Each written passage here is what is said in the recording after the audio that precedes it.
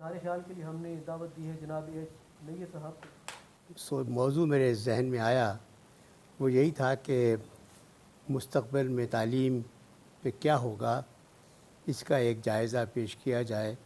آج کل جو کچھ بھی ہم تعلیم کے ساتھ دیکھ رہے ہیں اس کی روشنی میں، ویسے تو اس کو دیکھنا چاہیے پورے پاکستان کی تاریخ میں تعلیم کے ساتھ جو کچھ بھی ہوتا رہا، اونچ نیچ ہوتی رہی، اس کی روشنی میں، تاکہ معلوم ہو کہ ٹرینڈز کیا ہیں اور ہماری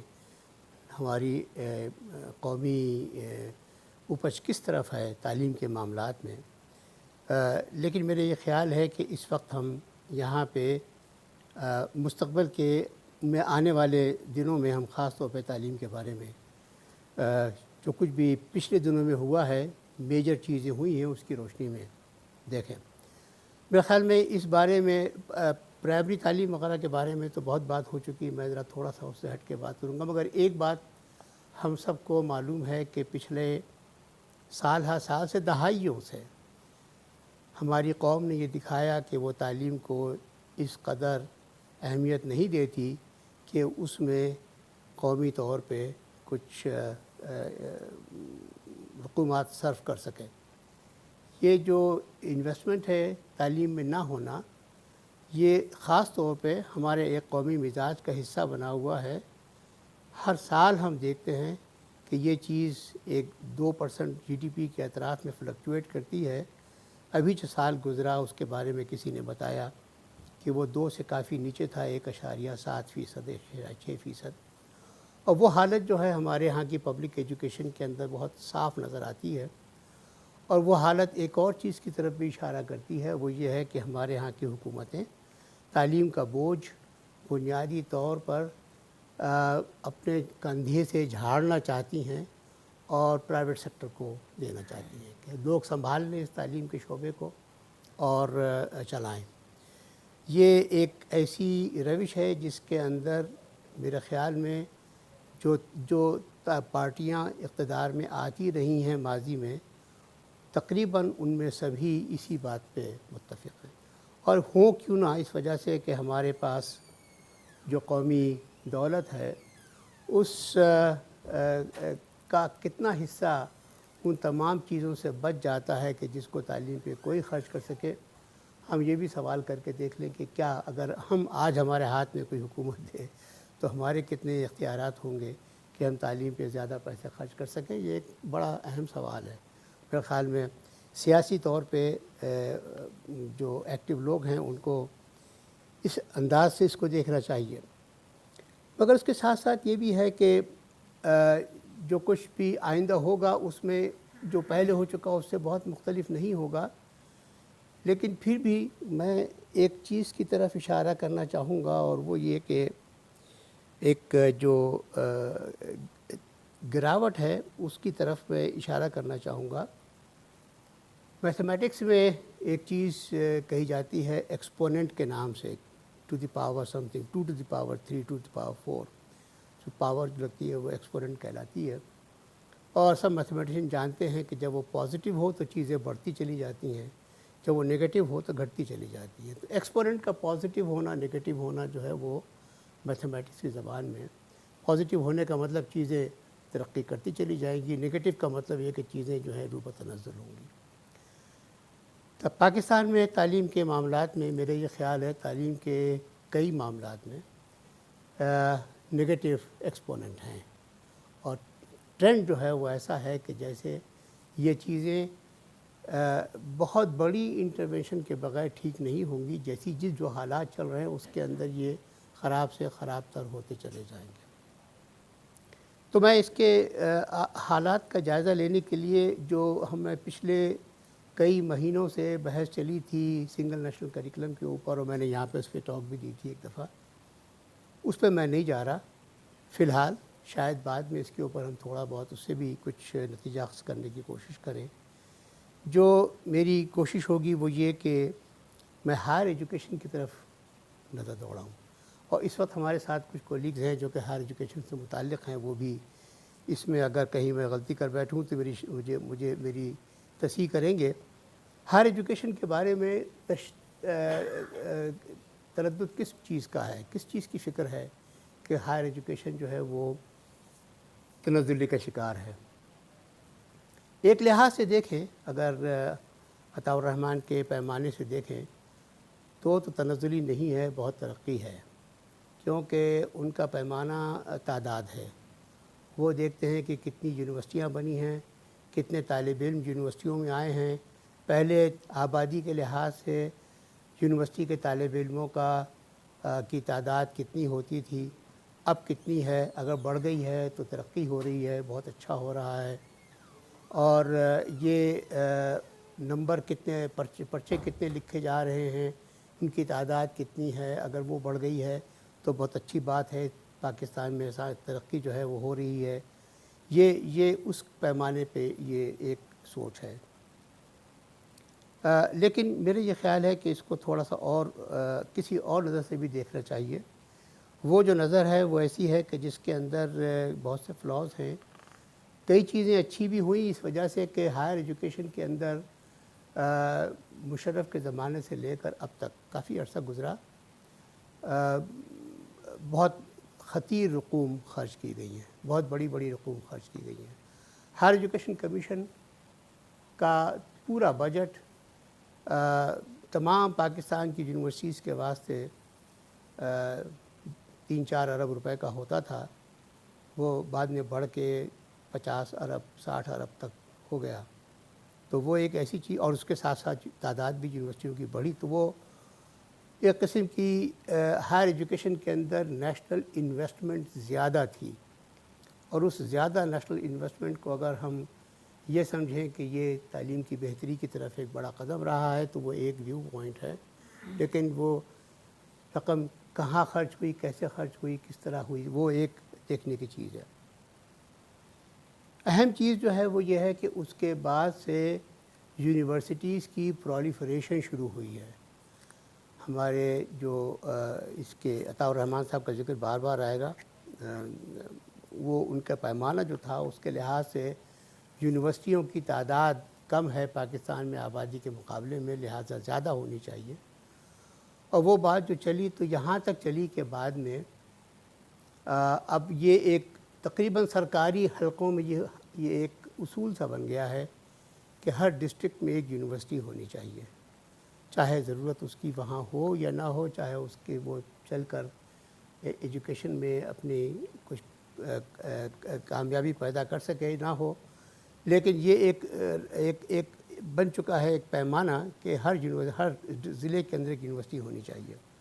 ابھی تک ایسا ہوا تو نہیں ہے، لیکن پھر بھی جہاں سن 2000 میں ملک میں غالباً 22-23 یونیورسٹیاں ہوتی تھیں، وہ آج HEC کی لسٹ کے اوپر 237 یونیورسٹیاں ہیں۔ اور سمجھ لیں کہ 237 تو اب ہیں، شاید ہمارے نکلتے نکلتے 240 ہو جائیں، کچھ پتہ نہیں۔ یہ یونیورسٹیاں ہیں، اور یہ کہ یہ جو یونیورسٹیاں ہیں وہ ان میں زیادہ تر اس میں پرائیویٹ سیکٹر، اس پہ پبلک سیکٹر یونیورسٹیز بھی کافی ہیں۔ پہلے پبلک سیکٹر یونیورسٹیز بھی تعداد میں کم تھیں، اس کے بعد جگہ جگہ پبلک سیکٹر یونیورسٹیز کھلی ہیں۔ اور خاص طور پر جو یہ کہتے ہیں کہ ہر ضلع میں یونیورسٹی ہونی چاہیے، تو ان کا کہنا یہ ہوتا ہے کہ ہر ضلع میں ایک پبلک یونیورسٹی ضرور ہونی چاہیے، پرائیویٹ اس کے علاوہ ہیں۔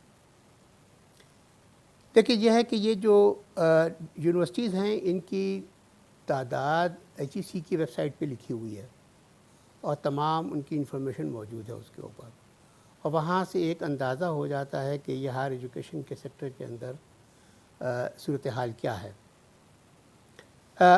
موسٹلی یہ پرائیویٹ سیکٹر میں ہیں، لہٰذا یہ کمرشلائزڈ ہیں، خوب ہیوی فیس لے کے یہ پڑھاتی ہیں یونیورسٹیاں، اور ان کا زور زیادہ تر یہ ہوتا ہے کہ وہ جو کمرشل سبجیکٹس کہلاتے ہیں ان کے اندر تعلیم دی جائے۔ تو زیادہ تر کمپیوٹر سائنس، بزنس مینجمنٹ کے اندر تعلیم ہوتی ہے، لیکن کہیں کہیں اپنے آپ کو ٹیکنیکل لیول پہ بتانے کے لیے انجینئرنگ کی تعلیم بھی اس میں شامل ہے، تو انجینئرنگ کے شعبے وہاں نظر آتے ہیں۔ اور یہ اور بات ہے کہ یہ دیکھنے کی ضرورت ہے کہ انجینئرنگ کے شعبوں کے اندر جو تعلیم ہوتی ہے وہ انجینئرنگ کے شعبے میں تعلیم کی جو ریکوائرمنٹ ہے، جو ضروریات ہیں ان کے تحت ہوتی ہیں، یا ان کے بغیر ہوتی ہیں، یہ ایک علیحدہ مسئلہ ہے۔ لیکن پھر بھی تعجب ہوتا ہے کہ بہت چھوٹی چھوٹی یونیورسٹی جو 3-4 ڈسپلن پہ موجود ہیں، جن کا وجود ہے، ان کے اندر 1-2 ڈسپلن ضرور انجینئرنگ کے ہوتے ہیں، اور کمپیوٹر سائنس اور مینجمنٹ سائنس جو ہیں اس کے علاوہ ہیں۔ پبلک سیکٹر یونیورسٹیز جو ہیں ان کے اندر بھی تقریباً یہی تمام صورتحال ہے۔ وہاں پہ بھی پبلک سیکٹر یونیورسٹیز کے اندر بھی کافی یونیورسٹیز جو نئی ہیں وہ ان کے اندر انجینئرنگ کے شعبے ہیں، ان کی فیکلٹیز ہیں، اور وہاں پہ تعلیم ہوتی ہے۔ جو ان کو دیکھا جائے غور سے کہ ان میں جو یونیورسٹیز ہیں یہ ساری پبلک سیکٹر میں، پرائیویٹ سیکٹر میں، ان کے ہاں فیکلٹی کی سچویشن کیا ہے تو مایوسی ہوتی ہے۔ اکثر جگہوں پہ اچھی یونیورسٹیاں جو ہیں وہ تو ہیں، مطلب میرا خیال یہ ہے کہ ان 250 یونیورسٹیوں کے اندر میں سے 50-60 یونیورسٹیاں ایسی ہوں گی کہ جو قابل قبول یونیورسٹیاں کہلائی جا سکتی ہیں۔ شاید میں تھوڑی زیادہ کہہ رہا ہوں، لیکن اندازہ ہے یہ 50-60 ہوں گی ایسی۔ لیکن اس کے علاوہ جو یونیورسٹیاں ہیں ان میں نارملی 2-3 فیکلٹیز ہیں، ہر فیکلٹی میں 1-2 ڈپارٹمنٹس ہیں، اور ان ڈپارٹمنٹس کے اندر 3-4-5-6 فیکلٹی ممبرز ہیں، جن میں سے 1 یا 2 کے پاس پی ایچ ڈی کی ڈگری ہے، اور باقی تمام کے پاس لوکلی کسی یونیورسٹی سے ماسٹرز کی ڈگری ہے۔ یہ میں ایک اوسطاً بات بتا رہا ہوں، ضروری نہیں کہ ہر جگہ یہ صحیح ہو، میں اس کی وضاحت کر دوں۔ اس میں جو خوشی یہ بھی ہوتی ہے دیکھے کہ پی ایچ ڈی فیکلٹی کی تعداد اب سے 10-20 سال پہلے سے کافی زیادہ ہے یونیورسٹیز کے اندر۔ تو یقینی طور پہ جو ایک انہوں نے پروگرام شروع کیا تھا کہ طالب علموں کو باہر بھیجیں گے پی ایچ ڈی کروانے کے لیے، ہائر ایجوکیشن کے لیے، اس کے تحت بہت سے لوگوں نے اس کا فائدہ اٹھایا ہے اور ڈگریز حاصل کی ہیں، اور وہ اب ان یونیورسٹیز کے اندر امپلائڈ ہیں۔ یہ اب پہلے کے سے زیادہ ہیں، نظر آتے ہیں، لیکن پھر بھی ہر یونیورسٹی کے اندر آپ کو یہ تعداد بہت کم نظر آتی ہے، جبکہ ان کی جو ایمبیشنز ہیں ڈگریز کے بارے میں وہ اس سے کہیں زیادہ ہیں۔ ایمبیشنز کے اندر ان کی ایمبیشنز جو ہیں وہ یہ نہیں ہے کہ وہ صرف بی ایس سی کے لیول پہ پڑھا دیں اور کہہ دیں کہ ہم بی ایس سی کے لیول پہ یونیورسٹیاں ہوتی ہیں، ہم یونیورسٹی ہیں، ہم بی ایس سی کے لیول تک تعلیم دے رہے ہیں، بس کافی ہے۔ نہیں، وہ اس کے بعد ماسٹرز ایم ایس سی بھی کریں گے، ایم فل بھی کروائیں گے، پی ایچ ڈی بھی کروائیں گے، چاہے ان کے اپنے پاس پی ایچ ڈی کروانے والوں کی فیکلٹی موجود ہو بھی یا نہ ہو۔ یہ صورتحال ہے۔ یہ جو صورتحال اس وقت ہے اس میں میرا خیال یہ ہے کہ ایک فولکلور سی ہے، کوئی سروے نہیں کیا ہوا کسی نے، لیکن ایک ایسے لوگوں نے کہ جو امپلائرز کے طور پہ لوگوں کو تلاش کرتے ہیں، ان کا کہنا ہے، جو کہ بہت اچھی طریقے سے کہیں ریکارڈڈ بھی نہیں ہے، کہ یہی تمام لوگ کہ جو ان یونیورسٹیوں سے پڑھ کے آتے ہیں وہ اپنی تعلیم کی، اپنے علم کی ابجد سے بھی اچھی طرح واقف نہیں ہوتے۔ یہ ایک ان کا کہنا ہے، جس کے بارے میں کوئی ایسا سروے نہیں ہے جو بتائے۔ جو اسکول کے طالب علم ہیں ان کا سروے تو ہو جاتا ہے اثر کے نام پہ یا اور چیزوں کے نام پہ، جس میں بتا دیتے ہیں کہ طالب علم اسکولوں سے فارغ ہونے والے کس نوعیت کے ہیں، نیشنل ایجوکیشنل اسسمنٹ سروس جو ہے وہ بتا دیتی ہے کہ یہ کس صلاحیتوں کے اسٹوڈنٹس پیدا ہو رہے ہیں، لیکن یہ یونیورسٹیوں سے فارغ ہونے والوں کے واسطے سوائے ان کے امپلائرز کے اور کوئی نہیں ہے۔ اور امپلائرز کی طرف سے جو باتیں بتائی گئی ہیں وہ اس قسم کی ہیں کہ جی یہ اپنی استعداد کے اندر بہت کم ہیں۔ بہت سے لوگ جو ہیں وہ ان کے بارے میں یہاں تک یہ بہت کھلے عام کہا جاتا ہے کہ وہ کہنے کو پی ایچ ڈیز ہیں، چاہے وہ یہاں کے پی ایچ ڈی ہوں یا شاید کہیں اور سے پی ایچ ڈی کر کے آئے ہوں، ان پی ایچ ڈی کرنے والوں سے اگر ان کے اپنے جو پی ایچ ڈی کا جو موضوع ہے اس کے بارے میں اگر سوالات ہو جائیں تو وہ سوالات کے جواب بھی وہ ٹھیک سے نہیں دے سکتے. یہ بھی امپلائرز کا ایک اسٹیٹمنٹ ہے. تو ایک لحاظ سے تعلیم ڈگریز کے لحاظ سے خاصی پروگریس کی ہے لیکن صلاحیتوں کے لحاظ سے نہیں ہے. اور یہ صلاحیتوں کے لحاظ سے نہیں ہونا جو ہے یہ تھوڑا پریشان کن ہے. اور پریشان کن اس وجہ سے ہے کہ جن لوگوں کے پاس یہ ہائر ڈگریز ہیں وہ جب امپلائمنٹ میں آ جاتے ہیں تو نمبر ایک پہلی بات تو یہ ہے کہ وہ امپلائمنٹ کو اپنا حق سمجھتے ہیں. اس کے بعد اس امپلائمنٹ میں پروگریس کرنے کو بھی اپنا حق سمجھتے ہیں اور وہ سمجھتے یہ ہیں کہ جیسے وقت گزرے اس کے ساتھ ساتھ اس تمام شعبے کی لیڈرشپ کے بھی وہ حقدار ہوں گے, لہٰذا وہ وہاں تک بھی پہنچیں گے. لہٰذا ہوگا یہ کہ یہ اس وقت کی جو ہمارے ہاں کے جو یونیورسٹیز سے فارغ شدہ طالب علم یا ان کے جو اس وقت جو لوگ جن لوگوں کو وہاں پہ جابس مل رہی ہیں وہ جب وقت گزرنے کے ساتھ ساتھ وہ ہیڈ آف دی ڈپارٹمنٹ بھی بنیں گے, وہ ڈین بھی بنیں گے, وہ وائس چانسلر بھی بنیں گے. میں ابھی حساب لگا رہا تھا یہاں بیٹھا ہوا کہ اب سن 2000 تک 22 یونیورسٹیاں تھیں تو صرف 22 وائس چانسلر تلاش کرنے پڑتے تھے اور 100 یا 150 فیکلٹیز ان کے اندر ہوتی تھیں 22 یونیورسٹیوں کے اندر. اور ان فیکلٹیز کے اس لیے 100 یا 150 ڈین ہوتے تھے اور اس کے بعد ہر فیکلٹی کے اندر 4-5 کچھ ڈپارٹمنٹس ہوتے تھے, 4-5 ڈپارٹمنٹ ہر فیکلٹی کی آن دی ایوریج. تو 1000 کے قریب ڈپارٹمنٹس تھے پورے ملک کے اندر اور 1000 کے قریب ڈپارٹمنٹس کے 1000 کے قریب ہیڈ آف دی ڈپارٹمنٹس ہوں گے. تو اب جو ہے وہ اگر آپ کے پاس 237 یونیورسٹیاں ہیں یعنی 250 یونیورسٹیاں اگر ہیں تو یہ 10 گنا زیادہ فرق ہو چکا ہے. ہر چیز جو ہے 10 گنا زیادہ بڑھ گئی ہے. آپ کو تقریباً اس وقت ملک کے اندر 1000 سے لے کر 1500 فیکلٹیز ہیں جن کے ڈینز ہیں اور 10,000 سے زیادہ ڈپارٹمنٹس ہیں تو 10,000 سے زیادہ ہیڈز آف دی ڈپارٹمنٹ بھی ہیں. لہذا یہ ایک قسم کی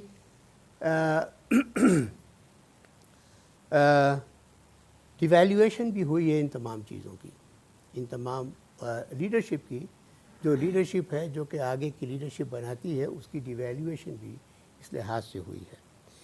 یہ ڈیویلیویشن کوالٹی میں ہے یا صرف ہم کوانٹٹی میں بات کر رہے ہیں اس کا تعین ابھی ہم نہیں کر سکتے. میرے خیال میں جیسے کہ کبھی ہم یہ دیکھیں کہ یہ ان کی صلاحیتیں کیا ہیں, اگر سنی سنائی باتوں پہ کہیں تو ہم یہ کہیں ہاں یہ تو ہم نے سن لیا کہ ان کی صلاحیتیں کمتر ہیں لہٰذا یہ ان کی جو کوالٹیز ہوں گی بات کی وہ یقینی طور پہ کمتر ہوں گی.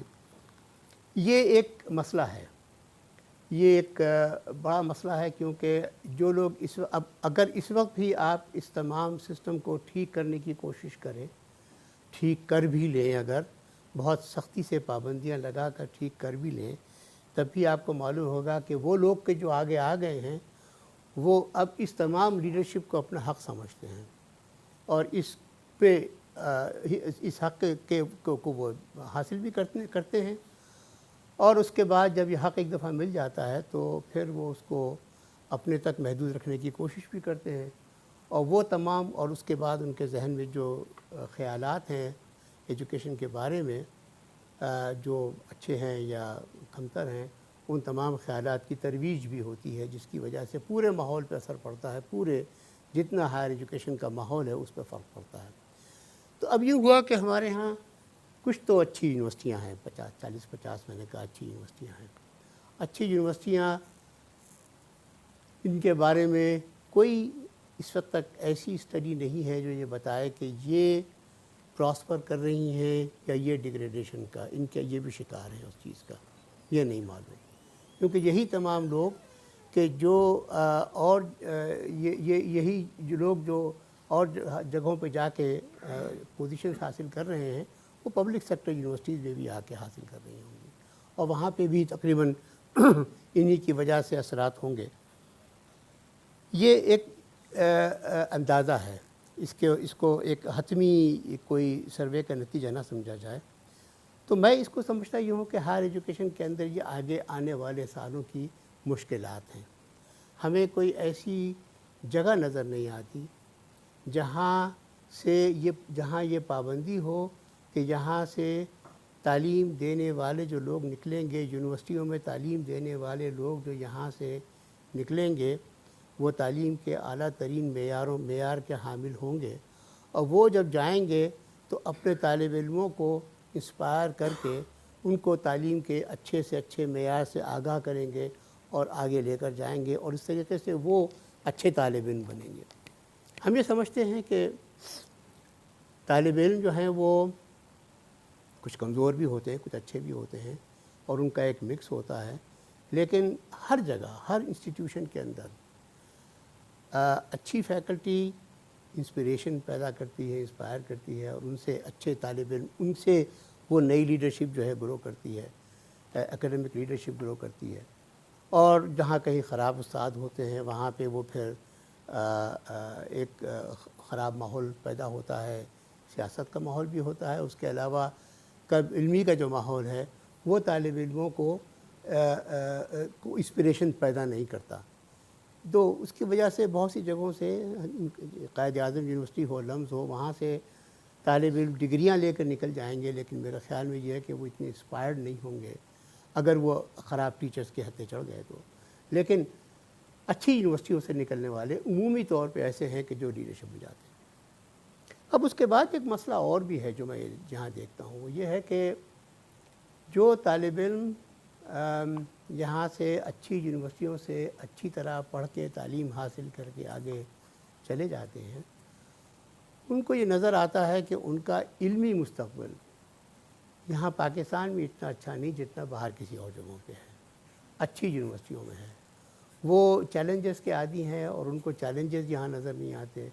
وہ ان چیلنجز کا سامنا کرنے کے لیے اور باہر کی یونیورسٹی میں جاتے ہیں. لہٰذا ہمارے ہاں سے باہر جانے کا رجحان بہت زیادہ ہے، طالب علموں میں خاص طور پہ باہر جانے کا رجحان بہت زیادہ ہے.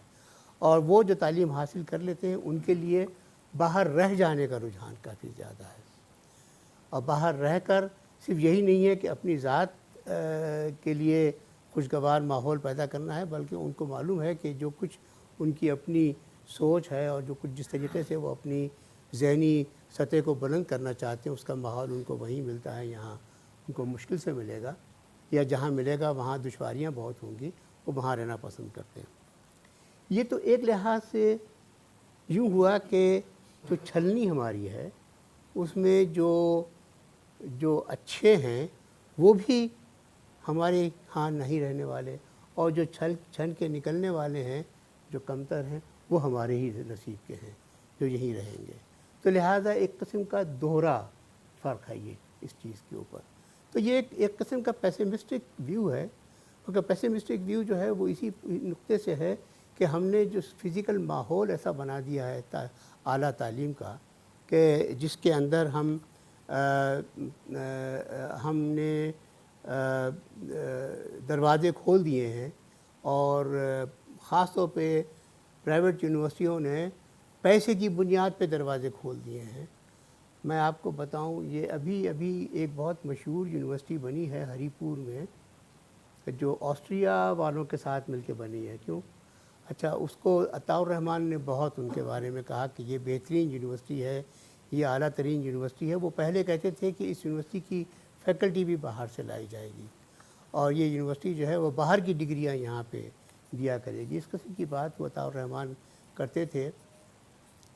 اس یونیورسٹی کی ویب سائٹ پہ آپ جا کے دیکھیے تو آپ کو معلوم ہوگا کہ وہاں پہ بھی صورتحال دوسری جگہوں سے مختلف نہیں ہے.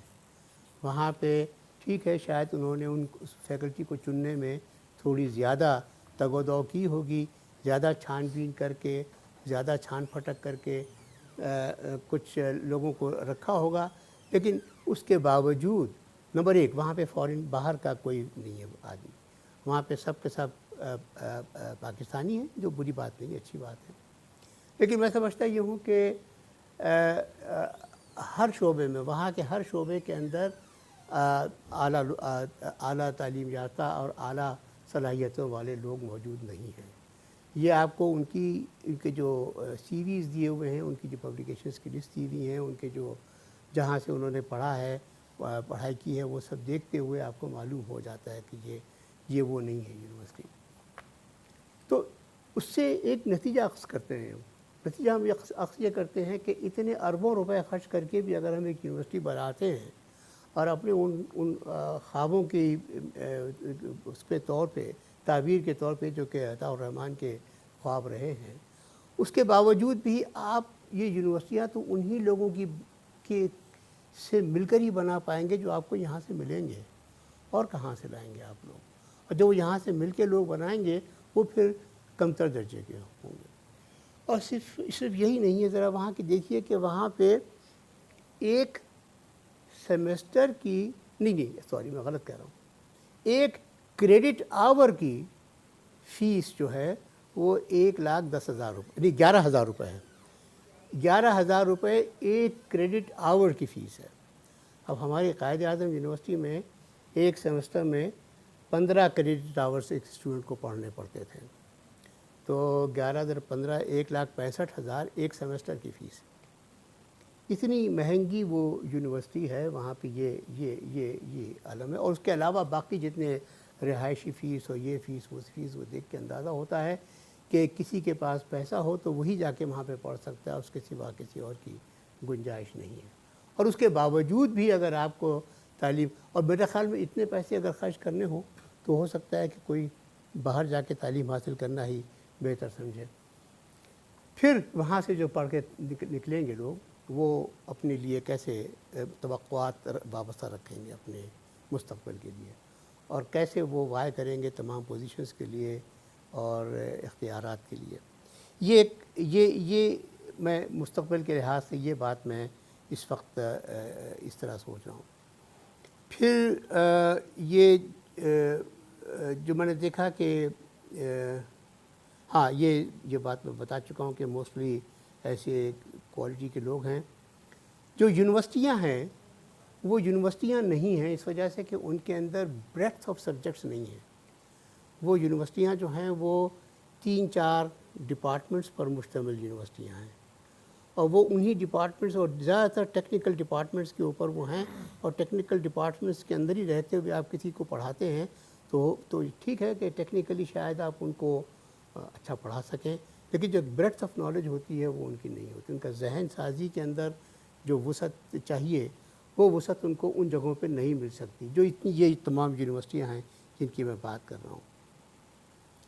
اور اس کے علاوہ جو آپ باہر کے جو پی ایچ ڈی کر کے آنے والے لوگ ہیں، ان میں زیادہ تر لوگ چین کے اور کوریا کے ہیں، چاہے شاید وہاں سے ان کو زیادہ اسکالرشپس ملے اور انہوں نے استعمال کیے، لیکن ساتھ ساتھ کچھ ایسی یونیورسٹیوں کے بھی ہیں کہ جن کے بارے میں ایک عرصے سے پہلے سنتے تھے کہ وہاں پہ انہوں نے export P H D programs چلائے ہوئے ہیں۔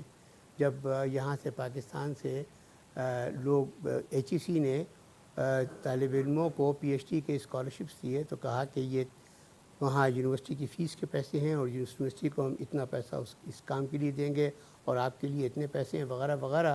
تو کئی یونیورسٹیوں نے ان کو بہت خوشی سے قبول کر لیا تھا، اور وہاں پہ انہوں نے وہ ٹرم ایجاد کی تھی کہ یہ ایکسپورٹ پی ایچ ڈیز ہیں، ہمیں ان کے اوپر زیادہ کام کرنے کی ضرورت نہیں ہے، 3 سال کے لیے ان کو رکھیں اور پی ایچ ڈی دے دیں، واپس بھیج دیں۔ تو ایسے ایکسپورٹ پی ایچ ڈیز کر کے انہوں نے ڈگریز دے کر انہوں نے پاکستان واپس بھیجے تھے۔ وہ اب ہمارے یہاں اندر موجود ہیں، یہاں پہ پاکستان بھر میں پوری یونیورسٹیز کے اندر، اور وہ ہیں کہ جو اب آگے کی لیڈرشپ کے امیدوار بھی ہوں گے۔ تو یہ سب باتیں جو تھیں یہ مستقبل کی لیڈرشپ کے بارے میں تھی، کیونکہ یہ یونیورسٹی کی ایجوکیشن والے لوگ جو ہیں وہ مستقبل کی لیڈرشپ کے ہیں۔ اس کے ساتھ ساتھ پھر تھوڑا سا وقت، آدھا گھنٹہ ہو گیا، آپ کہیں گے تو جب کہیں گے تو میں رک جاؤں گا۔ موقع کم ملتا ہے۔ ٹھیک ہے، تو دوسری بات جو ہے وہ تھوڑا سا پھر اب یہ کہنے کے بعد پھر آئیے کہ اب آپ کی جو یونیورسٹی ایجوکیشن سے پہلے کی جو ایجوکیشن ہونی ہے اس کے ساتھ یہاں پہ کیا کچھ ہو رہا ہے۔ اس کے بارے میں باتیں کافی ہو چکی، پہلے بھی ہو چکی، لیکن چند باتوں کا اعادہ کرنا ضروری ہے، کیونکہ اس سے آپ کو یہ معلوم ہوتا ہے کہ پھر مستقبل میں کیسے اذہان ہمارے پاس آئیں گے. جو آپ کو یاد ہوگا کہ پچھلے 2-3 سالوں کے اندر ہمارے ہاں یکے بعد دیگرے آرڈیننسز نکلتے گئے اسکول ایجوکیشن کے بارے میں. پہلا یہ تھا کہ جی ناظرہ لازمی ہے، ناظرہ تمام قرآن شریف کا پڑھنا پڑے گا. دوسرا یہ ہے کہ ترجمے کے ساتھ قرآن شریف کا پڑھنا بھی ضروری ہے. اور تیسرا یہ تھا کہ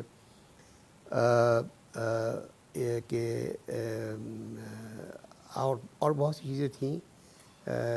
کلمے کو تبدیل کیا گیا اور عربی زبان پڑھنی لازمی قرار دی گئی. اس قسم کی کئی چیزیں کی گئی تھیں. اور اسکول کے کریکلم کو اس وقت بھی اگر آپ دیکھیں جو بنایا ہوا ابھی کا، اور میرے خیال میں یہ کہ یہ لیٹسٹ جو کریکلم ہے یہ 2022 میں بنا ہے. ایسنسی سنگل نیشنل کریکلم 2019 میں بنا تھا. 2020 میں اس پہ بحث شروع ہوئی تھی 2020 میں، اور یہ 2021 میں ایک دفعہ ریوائز ہوا، کوئی خاص مختلف نہیں تھا. اب 2022 میں پھر اپریل میں یہ ریوائز ہوا، اور ان کی نیشنل کریکلم کاؤنسل NCC کی ویب سائٹ پہ یہ ریوائز جو ہے موجود ہے، جا کے دیکھ سکتے ہیں. اس ریوائز نصاب کے اندر آپ کو یہ نظر آتا ہے کہ جو اسلامیات کا جو مضمون ہے وہ تقریباً تمام پر بھاری ہے. اور اس کا جو پیمانہ ہے میں اس کو اس طرح دیکھتا ہوں کہ اگر فرض کیا کہ اردو کی کتاب کے اندر ایک طالب علم، ایک کسی کلاس کے اندر ایک طالب علم اگر 500-600 حروف یا 1000 حروف پڑھتا ہے، پہلی جماعت کا طالب علم، تو ناظرہ جو ہے اور جو اسلامیات کا پورا نصاب ہے وہ اسے 10 گنا اس کو زیادہ پڑھاتا ہے، ناظرہ کے طور پہ بھی. اور اس کے بعد جو اسلامیات کی تعلیم ہے، احادیث کی تعلیم ہے، اور جو دوسرے تمام کلمات کی تعلیم ہے وغیرہ وغیرہ، وہ اسے 10 گنا زیادہ پڑھاتا ہے. اور یہ بات اور دوسری کلاسوں پر بھی صادق آتی ہے.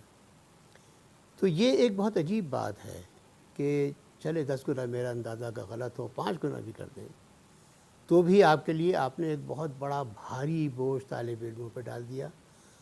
اور اس بھاری بوجھ کے اندر اگر آپ پنجاب حکومت کی طرف سے کیے گئے اقدامات پہ نظر دوڑائیں، جو کہ سارے پاکستان پہ اپلائی تو نہیں کرتے، مگر بعض اوقات KP ان کو قبول کر لیتا ہے، شاید بلوچستان اسے قبول نہ کرے بھی، تو آپ یہ دیکھیے کہ انہوں نے اپنے اس کریکلم کے اندر پنجاب نے 70,000 مدارس کے گریجویٹس کو اپنے پاس امپلائی کیا ناظرہ اور اسلامیات پڑھانے کے لیے.